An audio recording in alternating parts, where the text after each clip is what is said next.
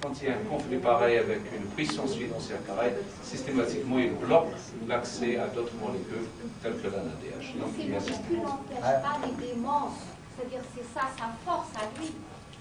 D'accord, la NADH. C'est-à-dire malgré le médicament, on arrive au stade de démence, Aricef. C'est-à-dire le stade dégénératif vraiment, oui. où le malade... I give you an anecdote. Bristol Myers Squibb, this is number 4 pharma industry. They approached us 5 years ago. They want to have the NADH in their portfolio. The marketing manager was very excited to have it. We gave them all the documentation. We did not hear from them for 9 months. Then I called the marketing manager, what happened? And he told me confidentially, if they take NADH, 50% of their drugs will become obsolete as antidepressive, anti-Alzheimer, etc. Donc, pour vous dire juste une situation qui leur est arrivée, la 4e Bristol compagnie au monde pharmaceutique les a contactés il y a 5 ans, il leur a demandé est-ce qu'ils peuvent éventuellement commercialiser la molécule NADH. Ils leur ont donné toute la documentation, 9 mois après, pas de contact. Il les a appelés, ils leur ont dit, comme on dit de manière informelle, que si les gens prennent un NADH, ils vont pratiquement, ils seront guéris de plusieurs pathologies et 50% des médicaments commercialisés par la même boîte seront jetés à la poubelle. Alors oui, d'accord. Il y a monsieur... Il y a monsieur, vous avez une question? Oui. Est-ce que la NADH peut remplacer la vitamine B3? Première question. Et deuxième question, avez-vous essayé de faire une synergie coenzyme Q10 réduit, coenzyme QH2 avec NADH? Oui. Can the NADH replace the B3 vitamin? Can the NADH replace the vitamin B3? Yeah, absolutely. I mean, vitamin B3 has no effect whatsoever. And there is no vitamin B3 deficiency in the world. Yeah, because of our daily food and our nutrition, there is no deficiency in vitamin B3, but there's a deficiency in NADH from athletes to Alzheimer. You are more on the side of the athletes, I am more on the side of the Alzheimer, but we have all an NADH deficiency, but not a vitamin B3 deficiency. Donc il n'y a pas de déficit, ou déficience en vitamine B3 parce que nous l'avons déjà dans l'alimentation. Par contre, on est tous déficients en NADH. Que ce que vous soyez du côté athlète si vous êtes jeune, ou que vous soyez du côté Alzheimer, du côté si vous êtes âgé, on a tous un déficit en NADH. Donc la deuxième question, est-ce qu'on peut remplacer, est-ce qu'on peut utiliser la Q10? Le biquinol, NADH, avec une synergie entre les deux. Can we use the Q10? Q10 already.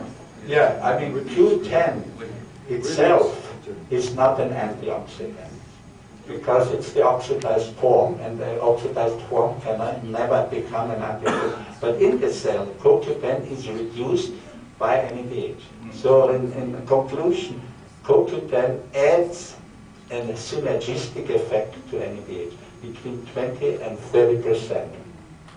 Donc la molécule en elle-même, elle n'est pas antioxydante, mais elle booste la transformation du NADH, elle lui donne un peu de synergie pour que le NADH arrive à accomplir sa tâche.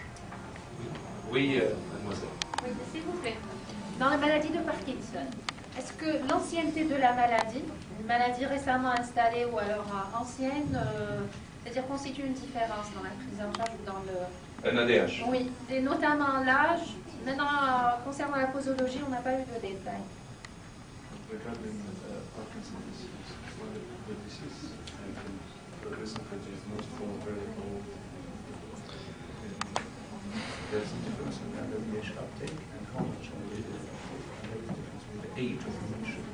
Well, that's a good question. The problem with Alzheimer patients is that there is a classical therapy.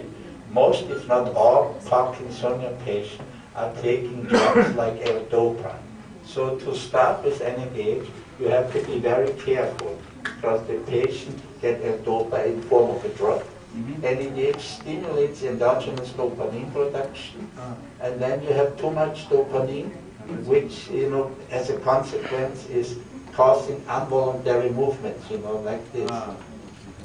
Donc, si les personnes atteintes de Parkinson prennent de L-dopamine, la NADH augmente, stimule la production de L-dopamine. Donc la personne va avoir une surdose de L-dopamine dans l'organisme, ce qui va provoquer des mouvements totalement incontrôlés. Ça c'est un. La question, if Parkinson is recent or... That makes no difference whether it's a newly developed or an old, but you should start slowly, let's say with 2 tablets of rapid energy, and then increase gradually, and see how the patient is improving, and then try to get rid of the dopamine, because L-dopa long-term makes more harm than cure. Voilà. Donc, indépendamment de l'âge de la maladie, si le mot est juste, vous commencez avec deux comprimés de NADH et vous commencez aussi à réduire la prise de L-dopa parce que finalement, si la dopamine va finir par avoir des effets secondaires plus néfastes que de bons effets. Donc, il faut, et bien sûr, augmenter graduellement tout en réduisant L-dopamine. Justement, avec 8 comprimés par jour, la patiente a réagi en décrivant une aggravation plutôt du tremblement qu'une réduction de celui-ci. Est-ce que c'est dû à cette posologie peut-être un peu trop élevée dès le départ? Et c'est une ancienne...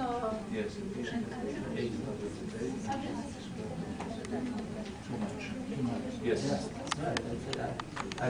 I totally agree, because he's taking all L-dopa, and he may experience side effects with this causing. Est-ce qu'elle est sous traitement de L-dopa? Oui, c'est tout à fait normal. Donc, la dopamine a complètement, comment dirais-je, plafonné. Et c'est réduire L-dopa. Voilà. Et même dans le traitement, il faut commencer par 2 et progressivement, et non pas prendre directement 8, 8 days to Reduce the L-dopa, but also reduce the 8 tablets to 4 or 6. Every patient is an individual, and you have to find the best individual dosage. Donc voilà, c'est pratiquement adapter le traitement, la posologie à la. Oui, S'il vous plaît.